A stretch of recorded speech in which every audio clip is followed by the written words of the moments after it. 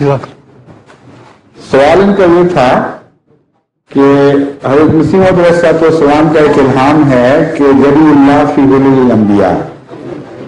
اس کا کیا مطلب ہے؟ حضرت مسیح موعود علیہ السلام مختلف انبیاء کے لبادوں میں کیسے ہو گئے؟ اس کا میں نے ان کو یہ جواب دیا ہے کہ مختلف انبیاء نے اسی زمانے میں جس میں سے ہم گزر رہے ہیں،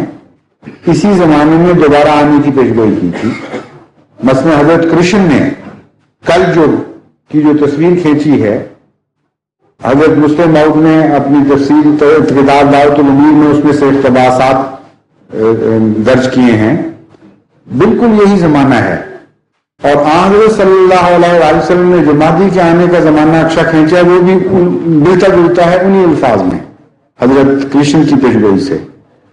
اور حضرت مسیح نے جو آنے کی پیشگوئی کی ہے وہ بھی اسی زمانے پہ صادق آتی ہے، اور اسی طرح دیگر انبیاء نے اپنے آنے کی پیشگوئی کی۔ تو کیا یہ ہونا تھا کہ اس ایک ہی زمانے میں مختلف نبی اکیلے اکیلے الگ الگ آتے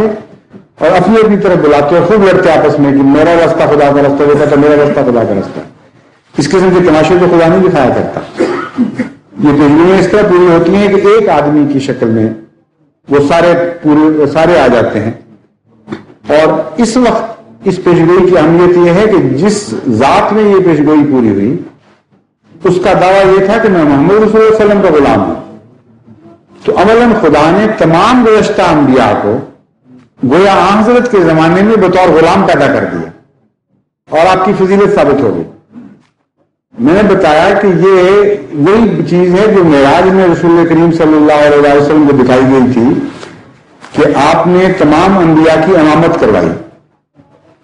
وہ تو ایک تشریح واقعہ تھا، عملاً کس طرح پتہ چلتا کہ تمام انبیاء کی واقعی امامت کروا دی آپ نے؟ دو طریق سے ہے، ایک تو ان کی قومیں رسول اللہ صلی اللہ علیہ وسلم کی خدمت میں حاضر ہو جائیں اور وہ مذاہب چھوڑتے ہیں، دوسرے ان کی پیشگوئیاں ایک ایسے وجود کی صورت میں پوری ہو جائیں جو محمد رسول اللہ صلی اللہ علیہ وسلم کی غلامی پر فخر کر رہا ہو، تو عملاً ان کے امام بن گئے۔ تو یہ جو ظلل الانبیاء والا الہام ہے یہ اس دوسرے حصے کو واضح کر رہا ہے کہ حضرت صلی اللہ علیہ وسلم کا غلام دوسرے انبیاء کا مظہر بن گیا، اور ثابت ہوا کہ خدا کے نزدیک سید الانبیاء حضرت محمد مصطفیٰ صلی اللہ علیہ وسلم ہی ہیں۔ اب ہاتھ بہت ہیں اٹھنے والے